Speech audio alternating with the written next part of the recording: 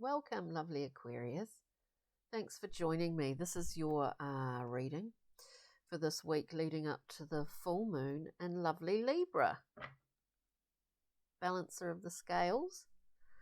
So let's see, we're doing a shortened Celtic cross today, and then we'll go back through and clarify the positions here.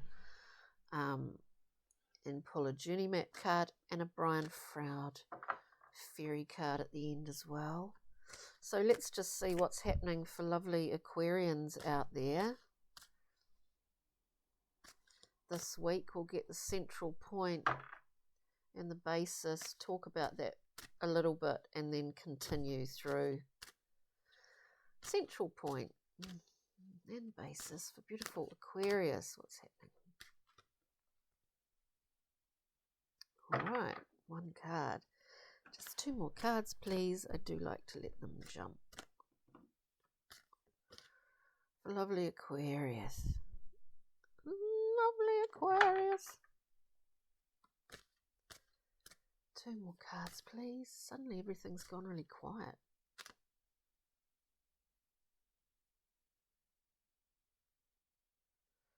Hope there's not going to be an earthquake. I was just thinking it's always like that when it... Anyway, all right, Aquarius. What we come out with. Wow. Straight off the bat, we have the Chariot. This amazing...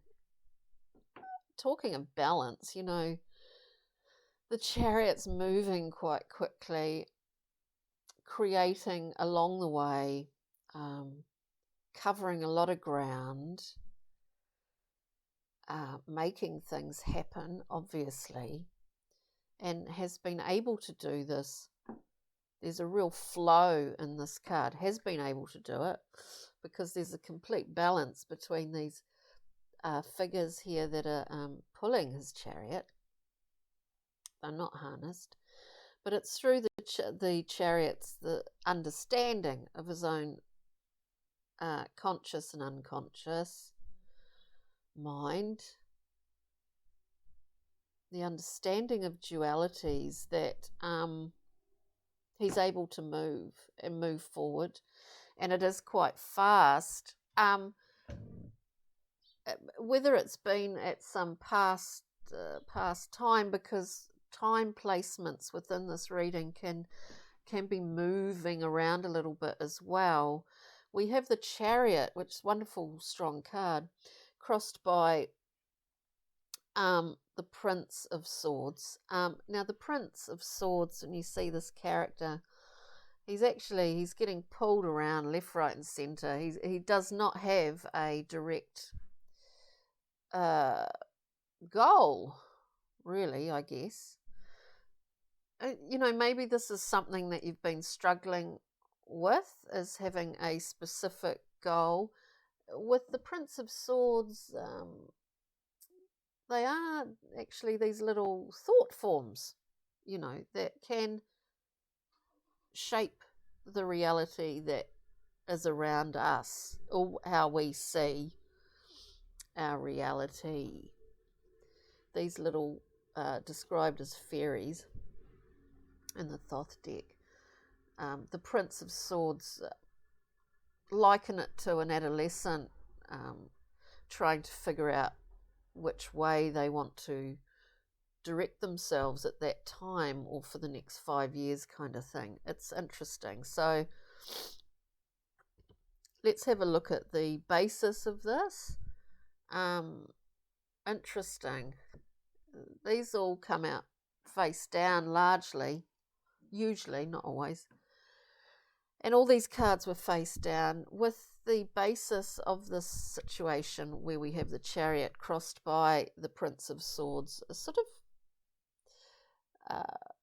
we see both sides here. We see this direct boom, this moving machine, the Chariot, and then we see this sort of prince flailing around a little bit with his thought forms more often, more realistically than anything else. Which, anyway, I'm going on a bit. Here we have the basis of this situation is the Queen of Cups with her never-ending cup. It never empties. She is a self-generator. Oops. On an emotional level. An element of this card is, as we see, if you can see in it, it's hard to, is that there's many reflections here. There's many mirrors and many reflections and many pools of water. We're trying to figure out, where the depth is. Is quite distorted, isn't it, when you look in a very clear river, pond, anything like that, even in the sea, when it's incredibly clear, the distance from surface to bottom is deceptive. I don't know why that's coming up really strongly, but so the basis here, I guess we're looking at our emotional capabilities, emotional drives. Yeah. It would appear that everything in a sort of material sense is moving with great flow and great direction, but there is a tendency with this could be someone in your life that's sort of all over the place at the moment, and they're kind of confused, this prince. That's what I'm getting here. Let's keep moving forward. What's behind beautiful Aquarius at this time? We'll keep going through this reading and then we'll clarify. Wow. Yeah, look, you've pulled off some amazing stuff. The Magician is behind you. I do get a feeling here that that you've got this sort of mastering ability to you have mastered the art in a way of those things that you want to create, and actually, so the combination of those things of which you want to create, starting in your mind and being able to instigate that in the real world, what you see as the real world. So we have magicianship here. It's getting a bit funny light. Magicianship behind thee, dear Aquarian. What's happening? Whoops. We'll get another card that just fell out. Magicianship behind you. And I do think, because of previous readings, and I do remember sometimes what some of those readings, the general themes. We'll just get one more card for this current position, because this musicianship, magicianship, which is just behind you. Look at this beautiful magus. It's divine. So you've understood that, how you can actually co-create with the world, or whatever term you want to use for it. Bring your imaginings into physical being. You can do it. You know that. Thoughts into physical being. You know this. What we see, though, is there is a sort of what am I getting? An outpouring, an emotional. It's as if you in one aspect of life, you're a complete adept in this thing of getting things moving, action, all of this, but and it's sort of like one's in front and one's behind this emotional vulnerability. I say that because we have the Seven of Swords, which I think has come up a lot in the Aquarian readings. So we have the Seven of Swords, which, as I've said before, backdoor man. It's something we often do more so to ourselves, this thief in the night. This inability to say exactly or be upfront, clear to others. We feel that we need to go around the back door. We feel that we need to be sneaky in a way, but often it's it is something that is a habit and that we do, and it comes from past stuff. I just get that at the moment. Sorry, it's not. There's an emotional vulnerability. You know your strengths emotionally. I mean, you do in an intellectual sense. You know your emotional strengths. Like you've got a lot. What am I trying to say? You've got a lot of depth. I mean, it's just this depth. But that depth, there's a deceptive quality about it. We get the Princess of Cups here. I just feel that there's elements, I can't quite put my finger on it. There's elements of deception here with, I don't mean that in a negative way. I mean deceptive,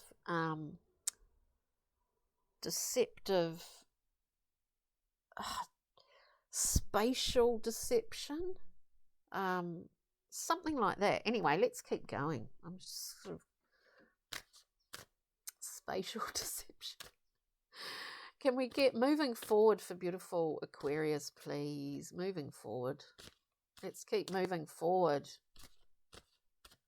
Just one card, please, for beautiful. I'll get one more for beautiful Aquarius. Look, there's something here. There's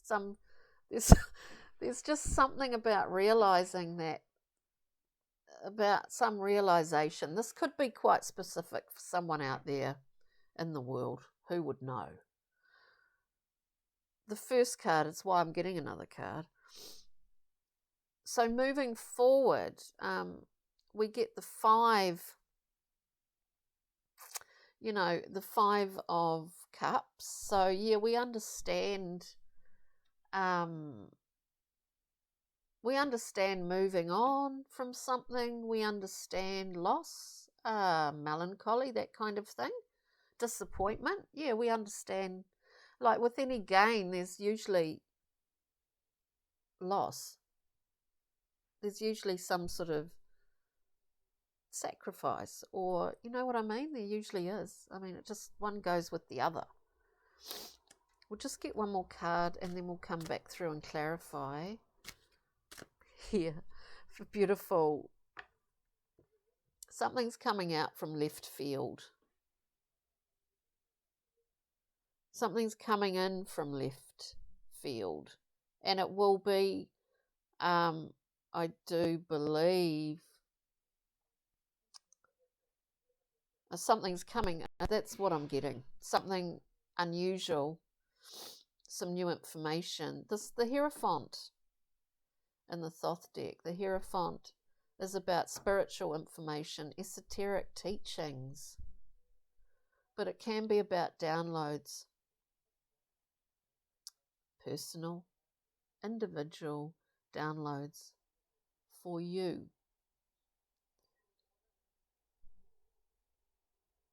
Something comes in from, look, it's an unusual reading. Something comes in from left field, unexpected. It could be a mentor of sorts. It could present itself in that way, but it could also speak this sort of download coming through. It's happening because of this. It's happening because of this. somehow it clarifies this discrepancy of sorts where your spatial, I don't know what it is about this, but there's a spatial misrepresentation, or it doesn't make sense, does it? This is just what I'm getting in my head. This comes to you because of this Magician.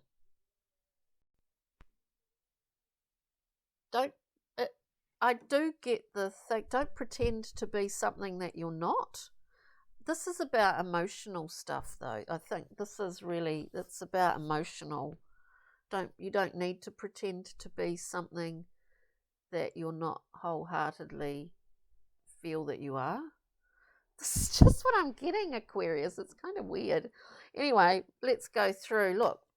Let's look at the Princess of Cups, please, in the current position.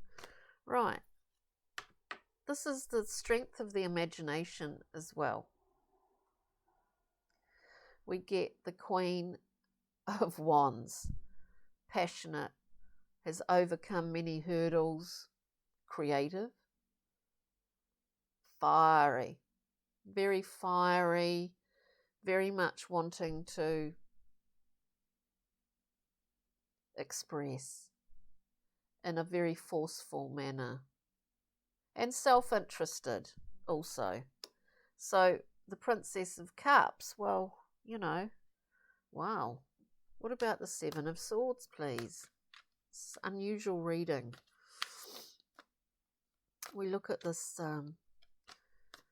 current position. You know, you might be struggling emotionally. I mean, just with understanding some feelings that are arising at this current time, because there's seemingly a lot going on for you, beautiful Aquarius. We get the world. This is the universe. This is the portal,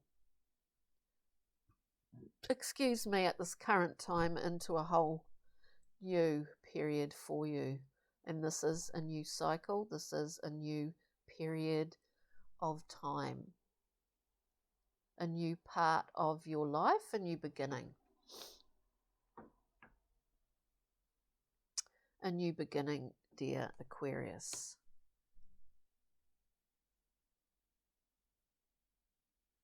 I think there's a need to understand some aspect of one's emotional process.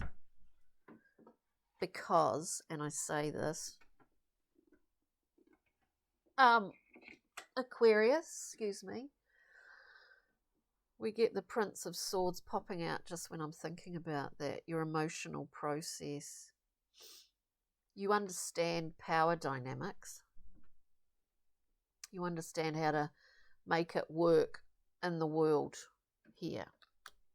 You understand all of that. You understand all this creation, co-creation, all of that. But I think there's some delicate, soft parts of you you need to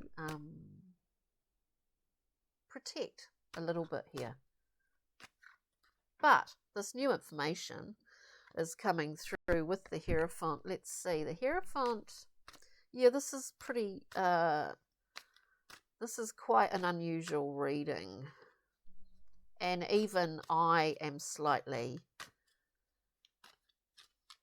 confused by the reflective nature of it. I don't quite know what the depth is myself. Wow.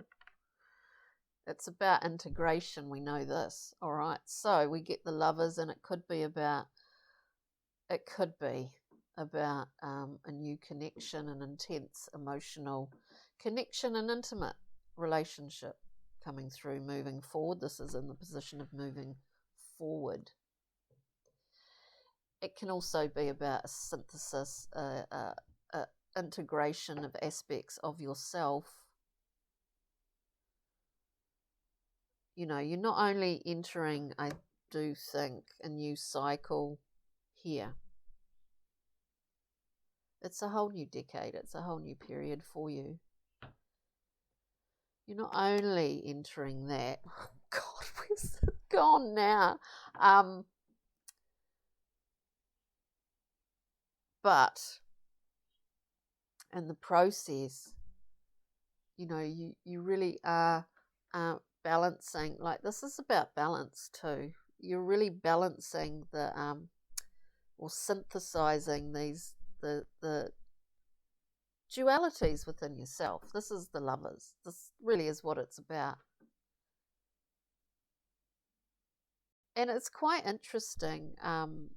It's as if there's an amalgamation of, you know, yin, yang, black, white, male, female within the Lovers as the card of you know, as the card that represents a choice also, as well as a relationship. And in the World card, we have the androgyny of this figure is male and female, because we've reached that ultimate point where we move into a new zone. So everything gets rebalanced. Anyway, we'll get a little glimmer of, a glimmer of something from the Pixies and Fairies here. It is. Like, that just popped out. The Fawn is a card of mirroring. We see in this card, it's a mirrored image. It's a card of counterparts. It's like that thing where you meet someone and it's almost as if you're just meeting another, like, not an aspect of yourself, and it's not in a narcissistic way. It's meeting like a counterpart, a compadre who seems to hold aspects of yourself within them. This is what the Fawn is really about. And indeed, on a lighter level, it's about friendship and connections, good friendships, brotherhood. But yeah, that's really beautiful. So it is a sort of coming together, a synthesizing thing. Thank you, Aquarius, for bearing with me. Let's get a journey map card. Just a few too many there. Journey map, please. What an interesting reading. It's sort of quite confusing. Naughty Aquarian, you're confusing me. Let's see. Just one card, please. Well, they've been quite stubborn. Just one card. Let's see. We get two. We get two. What's on the bottom of the deck? We get the Timeline Magician. Woohoo! Let's see. Yeah, discernment and action. We see this little sort of Lord of the Ringsy kind of figure. This discernment. Our swords are very sharp and singular in their own right. We have clarity. We know exactly what's what. And therefore we act. And so we know the result. It's somehow, there seems to be someone else involved in this. It's as if, look, it's just what I hear. Act 1 has already been played out, and Act 2 is about to begin. Make what you will of that. That's just what I was hearing. Thinking about these synthesizing elements, the emotional elements of this reading. That's just what I get. Act 2 is just about to begin, my friends, dear Aquarius. So I hope you got something out of that, people. It was a quite unusual read. It feels unusual. Have a wonderful week. Enjoy this beautiful, glorious full moon in lovely Libra, keeper of the scales, and take good care, and we'll see you next time round. Okay, Aquarius, thank you. Bye.